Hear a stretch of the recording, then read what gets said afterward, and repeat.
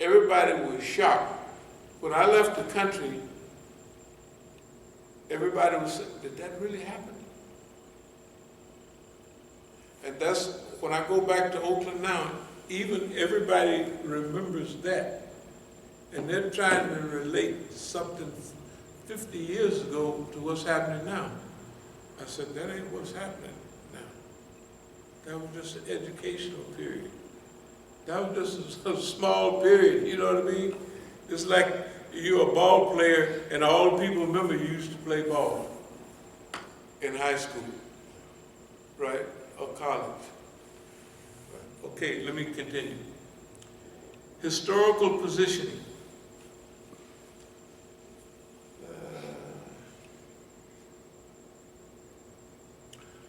We call it grand strategy. Ripple of hope. That's from RFK. He said every time somebody stands up for justice or truth, he gave this talk in all places in South Africa. He said a ripple of hope goes out. That means when we stand up, a ripple of hope goes out. Strategic leadership, strategic visionary, strategic imagination. Strategic imagination. Imagination is wonderful. That which should guide our direction should be our imagination, not our history. See, if your history is controlling your vision, then all you doing is remembering, I got hit up by the head by the white man, this happened. And you're very limited, right? But your vision, your hopes, your imagination, you have to imagine what kind of world do I or we want to live in, right? Just let your imagination roll. Let it go. Because your imagination is yours. You can't let nobody else tell you what your imagination should be. Like in the old days, we would say, well, I want to be an airplane pilot. They would say, the white man ain't going to let you fly his airplane. I don't know if you remember that dialogue. I remember seeing it on TV. It never happened to me. Right. But it was common, though. You can imagine in my time, it was common. Right.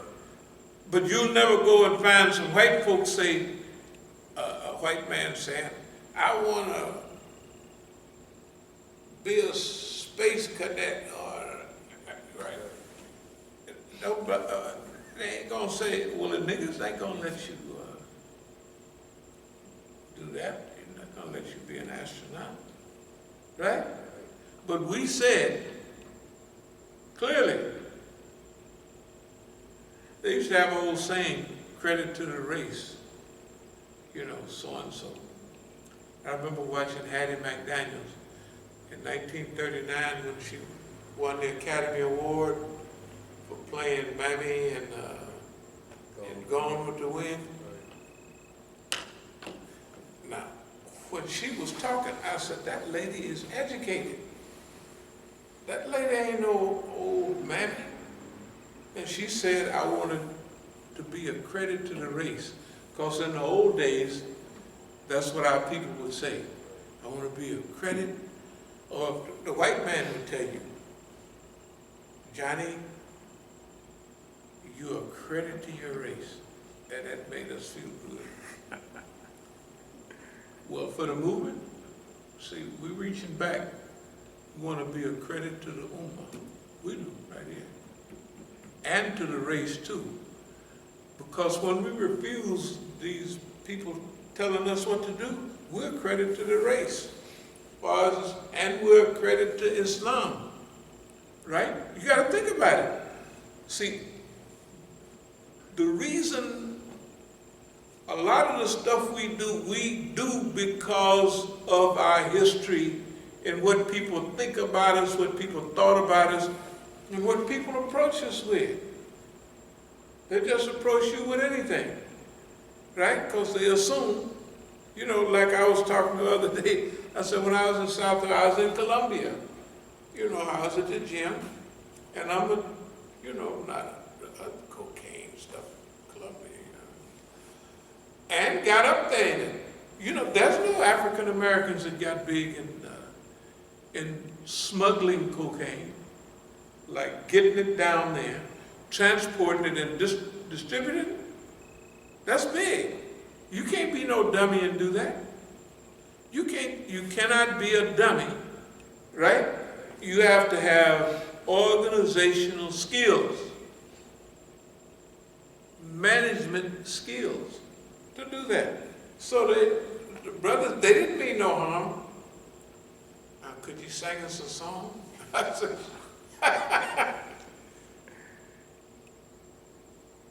I said, man, I'm down here for different things.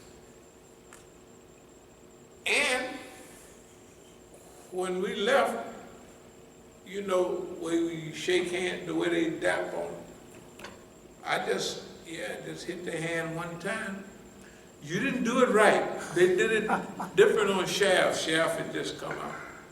They did it different on Shaft. That's what they was telling me, the Colombians. Anyway, That's funny. the people know, That is funny. no, perception management is serious. Okay, well, look at right now. The system draws a picture of us, and then they act off the picture of us that they drew. When I asked you about Hubert Harrison, no, never heard of him. Harlem Renaissance, right? Willie Ricks, behind Black Power, standing right there telling Stokely Carmichael, say it, man. That's the way he was doing. He wasn't just whispering, because Stokely was there. If you watch the thing, you could hear somebody going, man, say it now, because they didn't agree that we're going to change the focus to Black Power.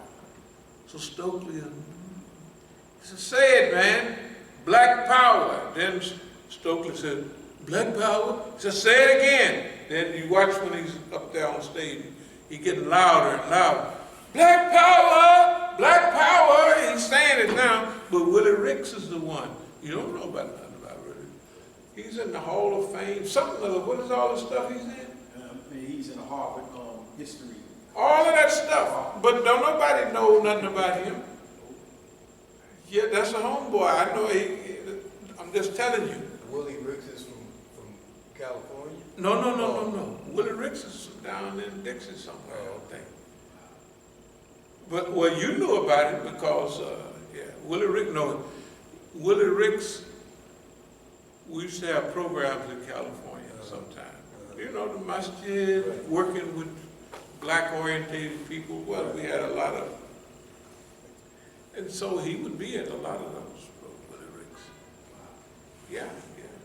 But anyway, no. So perception management. That means people act off the perception of reality, not reality. Right? That's why people have been coming over here from Iran and everywhere trying to convince me of what the Black Lives Matter means. And I told the guy last week or a week before, I said, when you tell the people, you got to tell them, you got to have courage. That's what I told the brother. You got to have courage to tell them, because even when I watch the news now from Iran, they want to give the impression that there's such a powerful movement still going on. No, they're saying, they show a little bit about Portland, the statues have been taken down, and they said, what about the statues, is that a new? I said, ain't nothing new. I said, I told you what they're gonna do. They're already doing it. And then the government is so dirty, you know, like the 2 police that was killed during de Blasio's time when they, the first Black Lives, you know, I Can't Breathe. You don't know who killed them police. Right. We don't accept what they say, right? We got to go protect. I don't know who, and we don't know who those people are burning down a federal building in Oregon? We have no idea. But we have, our senses tell us that whatever they're doing there, that ain't right. The system is doing that to get what they want out of it. It's like every time they said, well, we're going to get a bombing, they get a bombing. Oh, there's terrorists somewhere, right? Boom, there's a terrorist. These people are lucky. Ain't nobody that lucky. That every time, yeah, we need a Patriot Act, and then they get just what they want. That's a bunch of jive. That's perception management. Drawing a picture of reality, and the people act off of the reality. And off the perception. Okay, strategic visionary, strategic leadership, strategic imagination, Star Trekism. That's going beyond where anybody else have gone. As you'll see as we get into this, that's where we headed right now.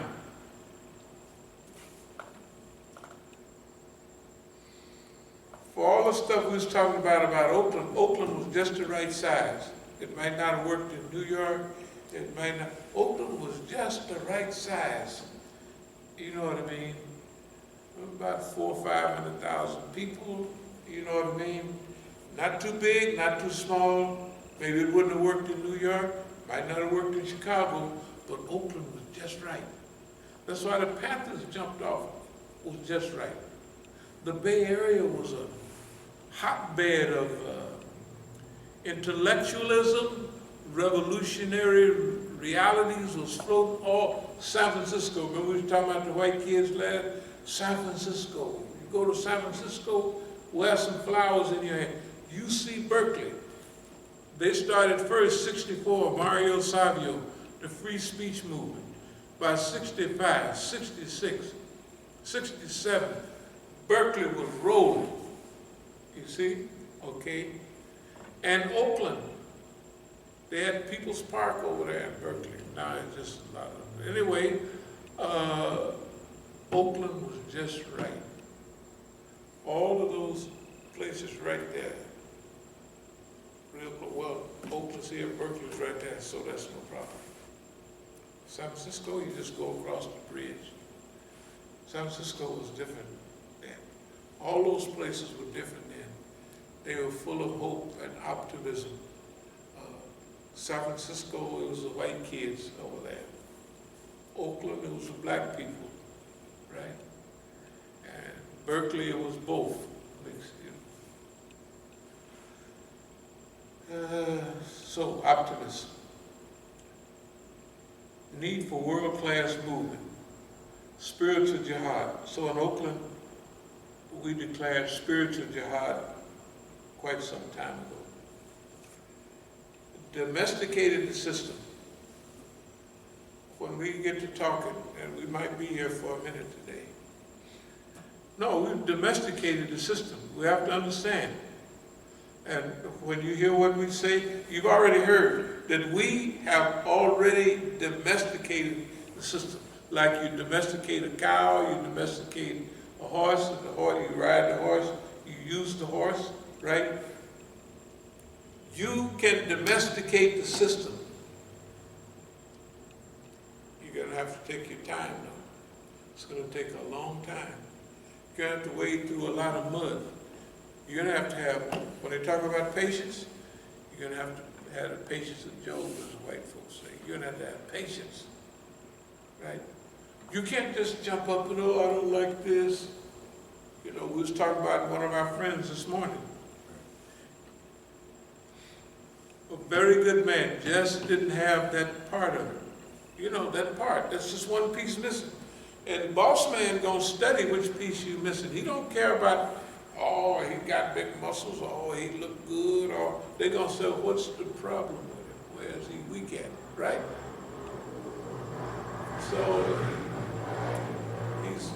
he got not an up-to-date streak, but he's got you gotta respect his streak, you know what I mean? You know, high strung. And if you're not careful with that, they're going to use that. They're going to use whatever they can. They don't care about what they use, as long as they get you.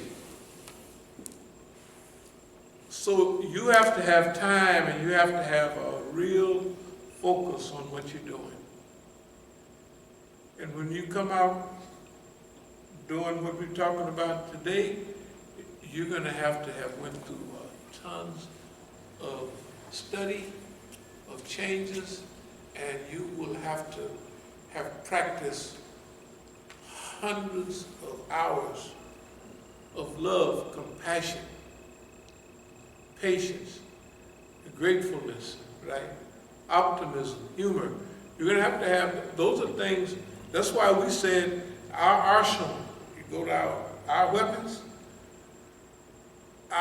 are not of the physical kind. Our weapons are things like humor, optimism, and kindness. That's our arsenal. When you go, you're going to grab you a handful of love and compassion and friendliness. If you want a billy club, you have to join somebody else's organization. Because billy clubism is out for doing what we're talking about doing. Not what we're talking, we have already done that. Everything we're talking about today, we have proved it many times over. It's good, it's workable, it has worked, and for us to execute this thing on a higher level is all encompassing. It takes in humanity, you know, because we're humanitarians, simple as that. The evolution, if you see somebody now as smart as the way the world is operating, if they're still frozen in black nationalism, they're technically crazy. It's simple. Well, solve the black problem. Good. You're still either going to drown, you're going to melt, you're going to get burned up in a fire to fight the world. And I'm not paranoid, but I get uncomfortable sometimes listening to that radio, especially early in the morning, when they roll out them facts. Somewhere else is on fire right now. I forget where. The Amazon. Oh my goodness, the Amazon scared me to death. The lungs of the world. And the Congo. Right. See, those are the two, Africa and South America are the lungs of the world. Right. And it's getting hotter. Forget about, we just finished, what was it, almost 30 days of over 90 degrees. Yeah. It's the first time it's ever happened. It's the first time it's ever happened. We having 100-year flood every year, right? So if you solve the black problem, you're going to drown anyway. You're going to burn up, right? You're going to get shot somewhere. You're going to starve to death with all of this food. You know what I mean? You're going to be homeless. You won't have a house to stay in. With all of these houses, can you imagine all these beautiful houses? Did anybody hear what we said yesterday about 81 times the money that in D.C. the white folks have 81 times the amount of wealth that black people do? I'm about to look it up now. Just type up wealth disparity in D.C. They're going to discuss it on August 11th. Well, how did that happen? Well, I tell you, okay, let's pick up, because I'm just warming up here. Optimism, need for world-class mood spirit, domesticated the system. We're going to tell how. Stalingrad to Oakland. Stalingrad to Oakland means that the greatest, when the Nazis, the Germans had the world on the defensive, they were winning all the battles. They will stop the German army, the Wehrmacht was stopped at Stalingrad. And from then on, they didn't have hardly no more victories. Everything was the Russians chasing them. They called it the Eastern Front. On D-Day, when the Americans finally got there, June 6, 1944, the Russians didn't already whoop the Germans. They whooped them bad all the way back to Berlin. So Stalingrad, okay, 27 million Russians died. 27 million. You don't hear that much. Anybody ever heard that number? 27 million. Sometimes they say 28, but it's a lot of people. Stalingrad to Oakland. Boss man done slapped the urine out of every movement we didn't ever had. They had it. They punch us with one blow and they would fall out. It's not because we're just not trained. In the movie the other day about Black Panther movie, the one made in '95, J. Edgar Hoover is saying, well, we've been down this road before. That means with the communists, that means with white folks, that means with Puerto Ricans, right? They pulled out of the drawer the same old stuff they used on everybody. And the Black Panther Party, it happened so fast, they didn't hardly know. Because remember, technically the Black Panther Party started in 1966. By 1971, it was a shell. Huey Newton was not robbing stores, but what is it when you demand money from the store? Extort. It was sad. And he had all them Negroes from the penitentiary where he did a little time in jail. He was supposed to go to CMC East or West and revolutionize the people, but the police sent all them Negroes there to brainwash him. And they brainwashed him about pimping holes, slamming Cadillac doors. And them niggas was driving all them brohams up and down the dormitory, you know how they talk. And you would think all them Negroes was rich. And they ran Huey crazy. When he came out, he was staying down at the Lakeshore Hotel. At the Lakeshore Apartments. It was a 26-story, he lived on the top floor. In those days, it cost $650 a month. That's what the average place cost. It was $100, you know. No, Walt